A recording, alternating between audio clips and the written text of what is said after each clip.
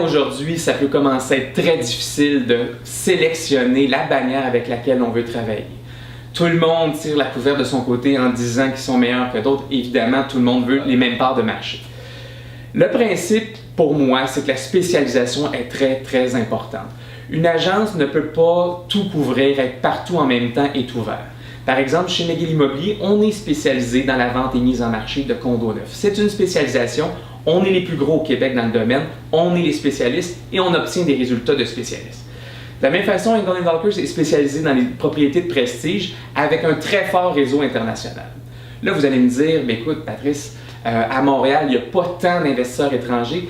Bien, vous serez surpris. Il y a plusieurs projets à Montréal de plus en plus qui peuvent avoir des proportions de 50, 60, voire 75% d'acheteurs étrangers. Ce n'est pas encore la norme, mais ce nombre va augmenter avec le temps, surtout si des agences internationales s'implantent au Québec et vont promouvoir au fond, sur la base internationale, l'immobilier québécois. Engel & Volkers est la seule agence internationale qui n'est pas d'origine américaine.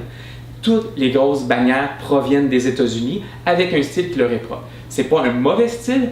Nous, Engel & Volkers, on est d'origine allemande. C'est la seule agence internationale qui provient de l'Europe. Donc, c'est une autre culture, c'est une autre façon de voir. Et c'est un réseau, c'est le géant mondial du luxe en Europe et dans plusieurs pays du monde. C'est un réseau réellement puissant. Personnellement, faut faire attention parce qu'un réseau, ce n'est pas qu'un site web. Ça, je vois trop d'agences immobilières ou de courtiers immobiliers qui disent on a un très gros réseau, mais dans le fond, c'est pas parce qu'on est sur un réseau, un site web international qu'on est une agence internationale. Un réseau, c'est avoir des liens avec les banques, avec les départements d'immigration des différents pays, les corps diplomatiques et tout ça. C'est les gros investisseurs.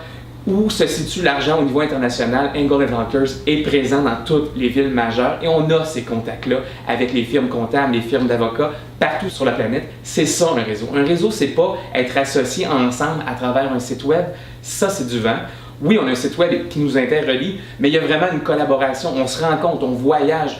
Il y a des échanges entre les courtiers. C'est comme de dire si toutes les agences étaient égales parce qu'on est sur le réseau MLS. Non, le réseau MLS, c'est un réseau local qui présente les propriétés, mais les agences ont des forces différentes. Donc, à vous de voir c'est quoi votre propriété et regardez, analysez, posez des questions. Plus vous posez des questions, plus vous allez trouver un fit avec votre agence, avec votre courtier. Mais en ce moment, dans le luxe au Québec, c'est un raz de marée. Engel & Volkers est en train de prendre le contrôle. En Amérique du Nord, on voit les bureaux convertir d'ex-agences internationales qui convertissent à Engel & Volkers parce qu'ils comprennent la culture, la philosophie et la force du réseau. Ça fait seulement 9 mois qu'on est ici et les propriétés de millions, on en signe à toutes les semaines. Dernièrement, encore cette semaine, une propriété de 11 millions. On est rendu déjà en prise de contrôle des propriétés de prestige car notre réseau est réel et on peut réellement vendre ce type de propriété à l'étranger.